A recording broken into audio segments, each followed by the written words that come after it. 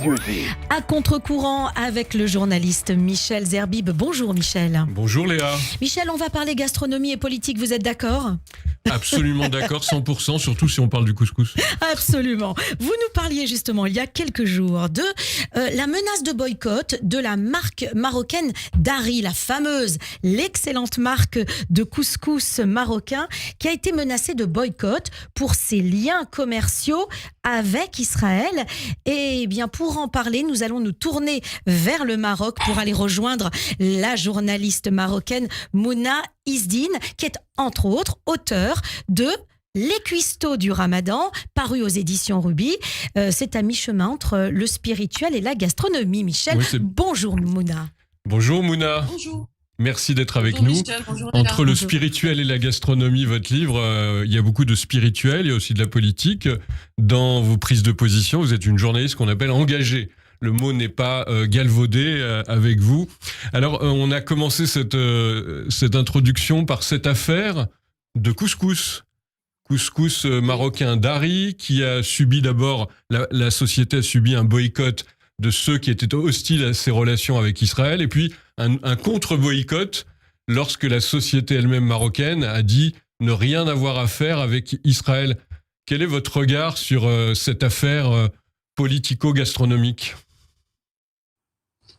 Alors, je dirais qu'il y a en fait une très très grande pression sur les marques, disons, connues ou réputées commercer avec Israël, alors que le Maroc, comme on le sait, a signé en décembre 2020 les accords de normalisation, c'est-à-dire la reprise des relations diplomatiques officielles avec Israël. En fait, ce qui se passe, c'est que sur les réseaux sociaux, le mouvement de boycott et les mouvements anti-israéliens sont très très virulents et sont très actifs, il faut le reconnaître.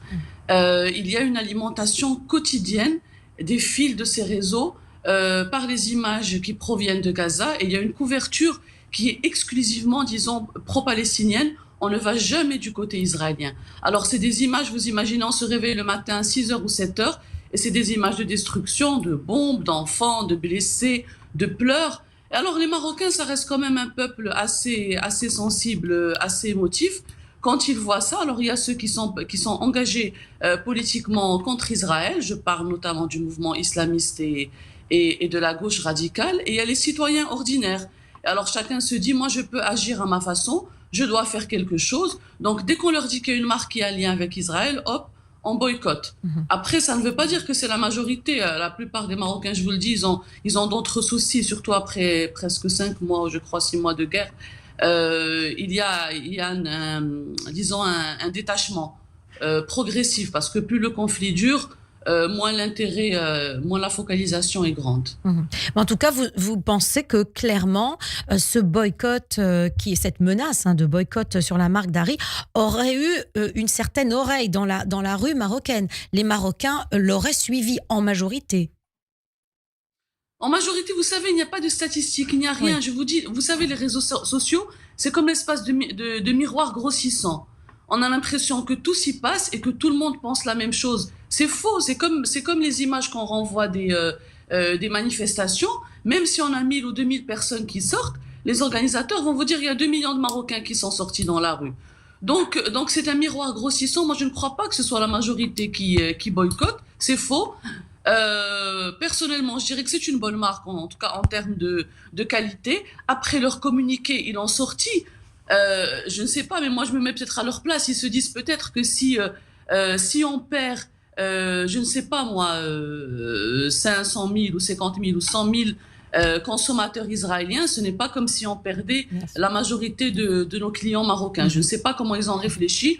En tous les cas, en termes de communication de crise, je dirais qu'ils ne sont pas du tout compétents. À votre connaissance, à votre connaissance, cette menace, cette histoire d'Ari, est-ce qu'elle a eu un retentissement ? Est-ce qu'il y a eu des réactions du côté des autorités ? Aucune. Mais vraiment aucune. Comme depuis le début du conflit, on a parfois quelques communiqués, des sorties officielles pour rappeler systématiquement la position du Maroc, qui est celle du cessez-le-feu, de l'aide humanitaire, d'éviter d'atteindre les civils. Jamais, en revanche, dans une position officielle, le Maroc a dit « Ah non, il faut faire attention aux civils palestiniens, on s'en fout des Israéliens ». Il dit bien les civils des deux côtés, il le précise à chaque fois, et il rappelle qu'il croit en la solution des deux États. En revanche, il n'y a absolument rien sur ces affaires privées, parce que Daré, ça reste une entreprise privée. Il n'y a pas, Mouna, ce genre de manifestation qu'on trouve un petit peu partout en Europe, extrêmement dure à l'endroit d'Israël, notamment Casablanca, je ne sais pas, Rabat ou dans d'autres villes. Est-ce qu'il y a ce genre de manifestation très hostile à l'État juif? Oui, bien sûr, il y en a, on va pas se voiler la face, bien sûr, il y en a. D'après, vous savez, il y a deux grands mouvements qui sont derrière ces manifestations. Deux grands mouvements islamistes, il y a l'Adl al-Ihsan, justice et bienfaisance, qui est toléré mais qui n'est pas reconnu par l'État, et il y a le PJD, c'est-à-dire les frères musulmans qui étaient au pouvoir de 2011 à 2021, je pense, si mes souvenirs sont exacts. Et il y a aussi le mouvement de la gauche radicale. Après, il y a des citoyens ordinaires, d'autres partis politiques qui se joignent, et ces manifestations sont effectivement très hostiles. Après, elles servent en quelque sorte de soupape à l'expression de la grogne populaire, parce qu'au Maroc, vous savez, sur tous ces mouvements-là, il faut l'avouer, il y a aussi un peu d'instrumentalisation de ce qu'ils appellent la cause palestinienne, parce qu'il y a une grogne populaire derrière la hausse des prix, derrière la crise hybride qui est entraînée par la sécheresse qu'on subit depuis plusieurs années. Donc c'est une soupape, ils s'expriment. Ceci dit, contrairement à d'autres pays, grâce à Dieu, mais aussi grâce aux autorités, on n'a eu aucun acte et aucune agression antisémite. Oui, vous devancez ma question, puisque nous vivons, et jusqu'à hier, avant-hier, un acte antisémite ici en France. Il y a une communauté juive au Maroc aujourd'hui qui vit régulièrement, au quotidien, au Maroc. Pas d'actes notés, en tout cas remarqués d'actes antisémites au Maroc aujourd'hui. Vous nous le confirmez? Non, il y avait eu des petites étoiles de David qui ont été peintes sur le sol à côté d'une boutique tenue par une Marocaine de confession juive. Mais à part ça, non, il n'y a pas eu d'agression physique. Il y a eu il y avait une agression physique à Bni Mellal. Je crois que c'était d'ailleurs le dernier juif de Bni Mellal dans le Moyen Atlas. Par un boucher, mais apparemment c'était un différend personnel qui était lié, je sais pas, peut-être à un problème d'argent, je ne sais quoi. Mais une agression physique comme ça, une attaque, non. Il faut savoir déjà que la communauté juive au Maroc, ce n'est pas celle qu'on a en France. Donc nous, c'est un nombre très très réduit. Oui. On parle de 3000, c'est peut-être moins, peut-être qu'on est plus dans les 1500, et que la majorité, ce sont des personnes âgées. Et après les lieux de culte, les quelques écoles juives qu'on a ici, les cimetières, tout est très très surveillé par les autorités. Oui, alors vous savez, Mouna, vous êtes sur Radio J dans l'émission À Contre-Courant, et nous sommes très écoutés justement par des originaires du Maroc, juifs ou non. D'ailleurs, sur Radio J, c'est intéressant de vous entendre. Beaucoup de gens se disent, vous faites intervenir Mouna Isdine qui vit au Maroc et est journaliste. En fait, il y a une raison. Si je pose la question de cette manière-là, est-ce que vous me direz, c'est exagéré, mais vous avez pris des positions depuis plusieurs années, et le moins qu'on puisse dire depuis le 7 octobre, pro-israélienne, défense du peuple juif, d'Israël. D'où vous vient cette dilection pour le peuple juif? Écoutez, moi je n'aime pas les expressions de pro-israélienne ou pro-palestinienne. Moi, depuis toujours, j'estime, je le dis, je dis que depuis toujours, je le ressens depuis l'âge de 12 ou 13 ans, une proximité avec le peuple juif, parce que parfois je me reconnais dans certaines de ces valeurs, et je suis aussi admirative de certaines de ces valeurs, qui sont la résilience, la force de rebondir, de traverser les épreuves, de garder sa dignité, surtout, et de vouloir réussir dans le domaine dans lequel on est, donc croire en ses rêves. Et c'est aussi un peuple qui est minoritaire et qui ne représente même pas 0,2, 0,3% de la population mondiale, et qui a énormément apporté à l'humanité. Donc pour moi, c'est un peuple dont on devrait s'inspirer, et c'est un peuple dont les musulmans devraient s'inspirer dans son évolution et dans disons, ces velléités de réforme, parce qu'il y a plein de choses qui ont été réformées dans le judaïsme, et le monde musulman gagnerait lui aussi à prendre exemple sur ce peuple-là, sur cette religion-là, et comment elle s'est aussi adaptée au monde moderne. Après, pour ce qui concerne Israël en lui-même, je le dis, je le répète, oui, c'est une terre juive. Mais après, il faut bien trouver une solution pour tous ces gens, pour les Palestiniens et tout, parce que finalement, quel peuple ne veut pas vivre en paix? Moi, je n'y crois pas. Tous les peuples veulent vivre en paix. Les Palestiniens eux-mêmes veulent vivre en paix. Il faut peut-être trouver une solution et qu'il est temps et qu'on arrête, voilà, qu'on arrête les guerres, qu'on arrête les morts. Après, des fois, la guerre, comme on dit, elle est nécessaire à la paix, des fois.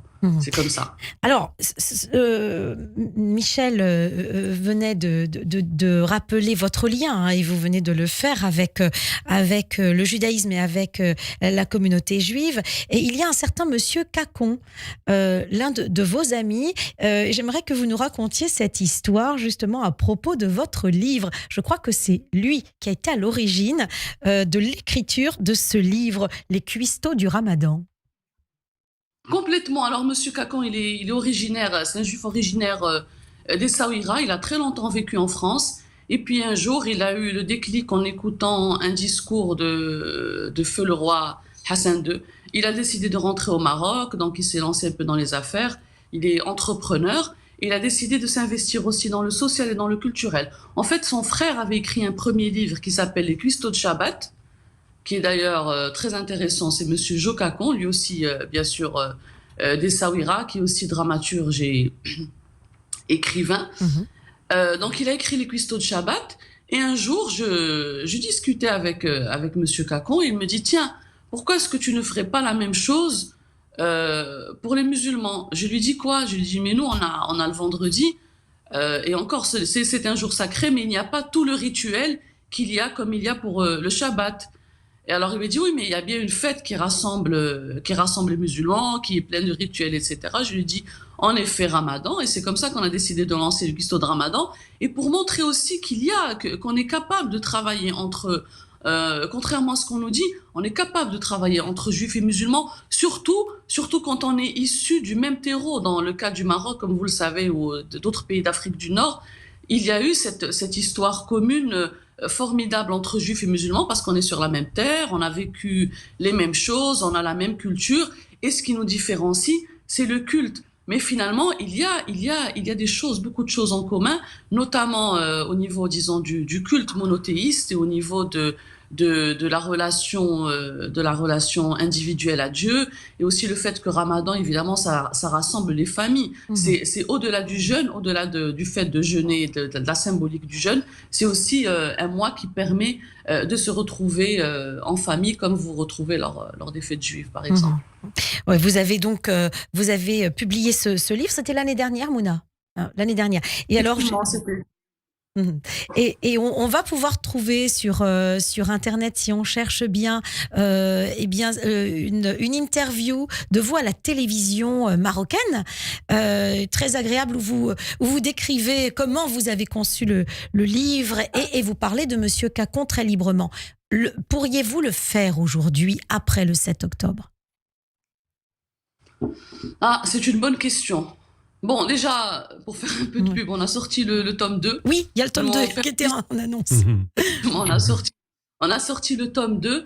Est-ce qu'on pourrait parler? Oui, moi franchement, je n'ai pas peur, et je n'ai pas peur de la réaction de mes compatriotes, parce qu'à chaque fois que je me trouve devant quelqu'un qui me dit tu es pro-israélien, tu es pro-juif, je ne suis pas pro-israélien, pro-juif. Moi, je suis pour une justice, je suis pour que chacun des peuples ait droit à sa terre, ait droit de vivre librement. Moi, je suis un peu souverainiste, qu'il ait le droit de vivre librement sur sa terre.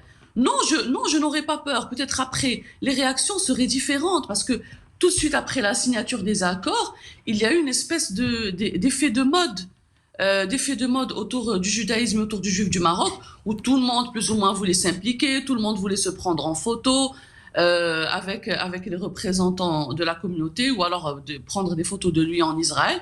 Et après le 7 octobre, ça y est, il n'y a plus rien. Il y a un recul. Il y a un silence. En fait, il y a plusieurs catégories de gens. Il y a ceux qui sont en faveur des accords, mais qui ne le montrent pas. parce qu'ils ont peur au niveau de leur travail, de leur entourage. Il y a ceux qui sont engagés, mais vraiment qui sont anti-israéliens. Il y a ceux qui sont indifférents. Mais généralement, on essaye de ne pas montrer ses positions.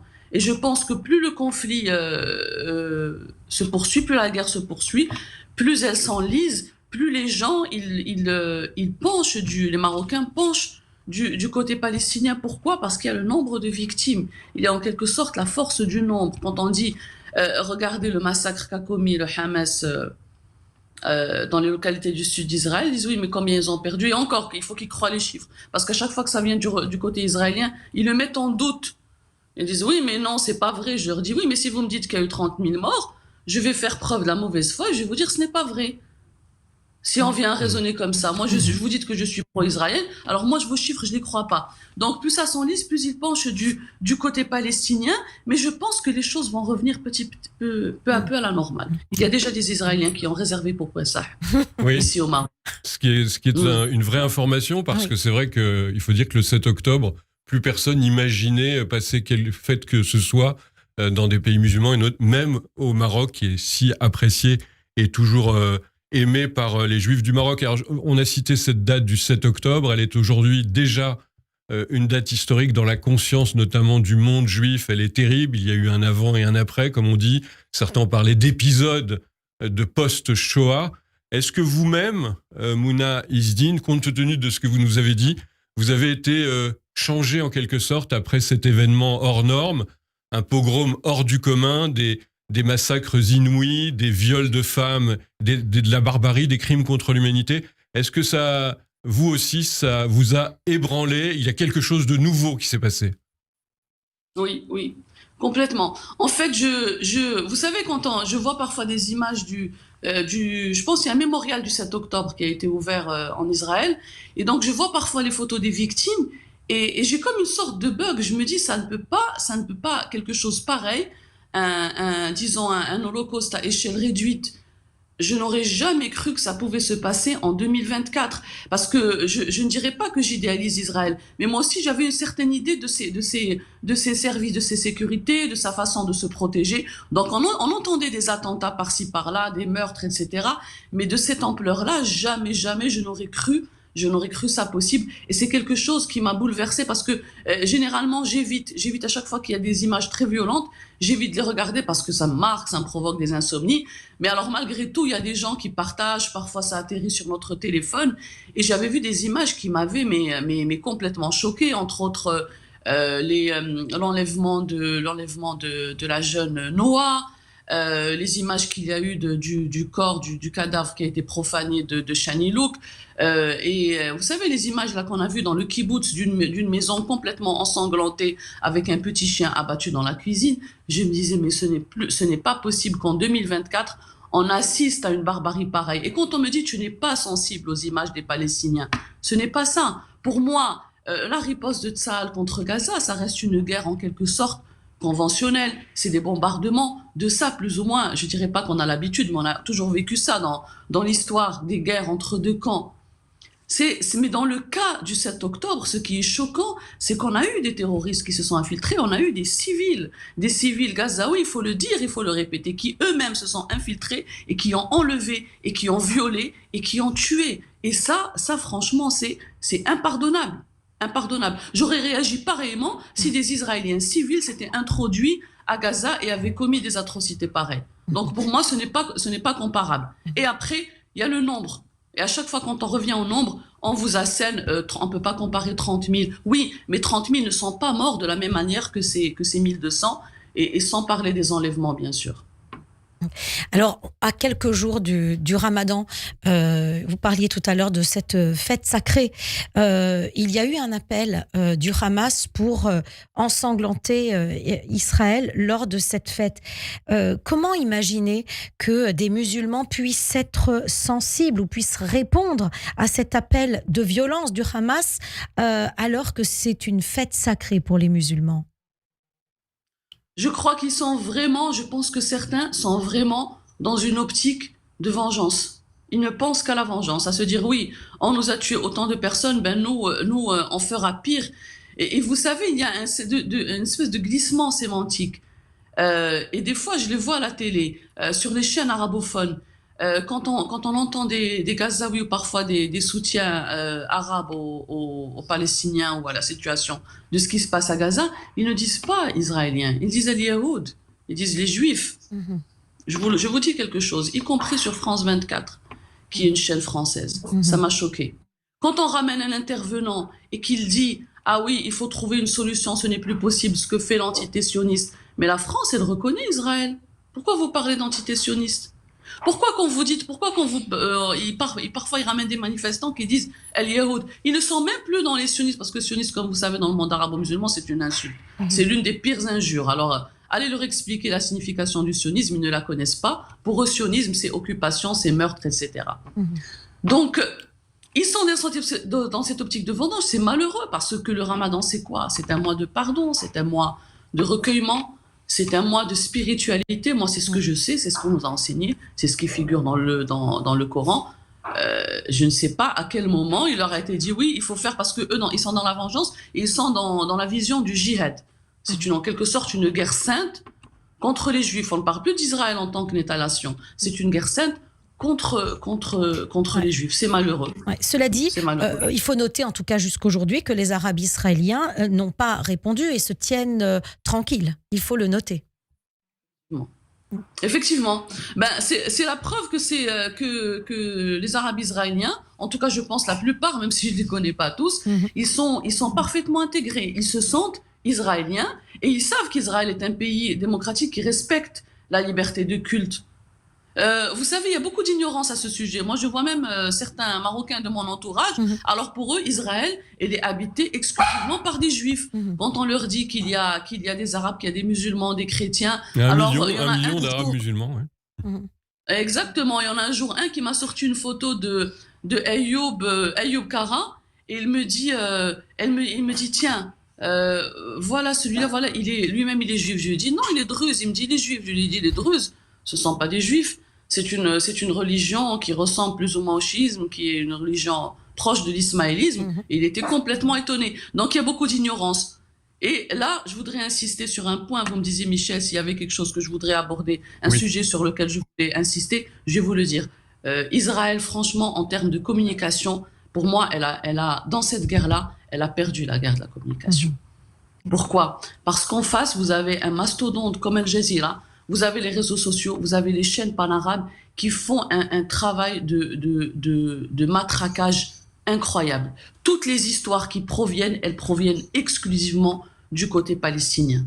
Et alors, le seul qui parle un peu, disons, aux populations et aux masses arabophones, c'est le porte-parole arabophone de Tsahal, Avishai. Mais c'est le seul, on ne voit pas de voix provenir d'Israël qui raconte les atrocités du 7 octobre, qu'on ramène des Arabes israéliens pour parler de leur vie là-bas, rien.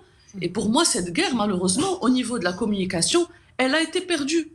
Perdue dans le monde arabe, perdue au Maroc, mais aussi, on peut le dire, même perdue dans le monde, puisqu'on voit aussi ailleurs, et en France notamment, des chaînes qui sont en masse contre Israël, en tout cas. Vous êtes une observatrice très fine aussi de ce qui se passe en France au plan politique.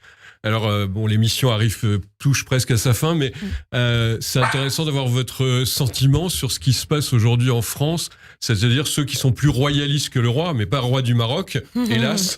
C'est ceux qui disent, il faut le Hamas, c'est la résistance.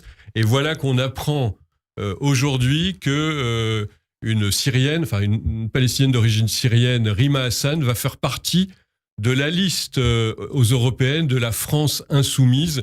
C'est une femme qui considère que le 7 octobre a été un acte de résistance et de bravoure. Rima Hassan. C'est juste, c'est horrible. Je ne sais pas ce qui se passe en France. La France insoumise, en fait, elle est en train, un peu comme ont fait les communistes, en train d'utiliser les électeurs musulmans, ou alors qui se définissent comme arabes, même si on sait que les Nord-Africains, la plupart sont amazirs, ils ne sont même pas arabes. Donc en fait, ils sont en train de les utiliser un peu comme les anciens prolétaires, pour faire croire que ce sont des victimes. Alors on les place toujours dans cette logique de victimisation. Vous êtes les victimes, et le grand méchant loup, c'est les Français, c'est les Blancs, c'est les chrétiens, et c'est les Juifs. Vous savez, toute cette histoire du complot du complot maçonnique ou je sais pas quoi, des francs-maçons et des juifs qui se seraient, voilà, judéo-maçonnique qui se seraient ligués pour contrôler la France et le monde entier. Mais c'est horrible ce qui se passe et je vois aussi le fait, toute la cabale qu'il y a contre CNews. Mais en fait, ces gens-là, ils sont en train de se dire que si on interdit CNews, on va donner peut-être plus de voix encore aux pro-palestiniens et c'est ce qui va entraîner la création d'un État. Mais ça ne se passe pas comme ça, la création d'un État palestinien. Elle se fait au niveau diplomatique, elle se fait au niveau des États. Et ce n'est pas une façon d'agir parce que faire taire les voix israéliennes, faire taire les voix juives, c'est aller vers la pensée unique. Et c'est peut-être finalement ce que cherche la France insoumise et d'autres courants idéologiques en France. En tous les cas, ce n'est pas la voie du dialogue. Merci. Merci Mona Izdine. Vous êtes, je le rappelle, journaliste marocaine. Très bonne journée à vous et à très bientôt sur Radio Merci Mona. Au revoir.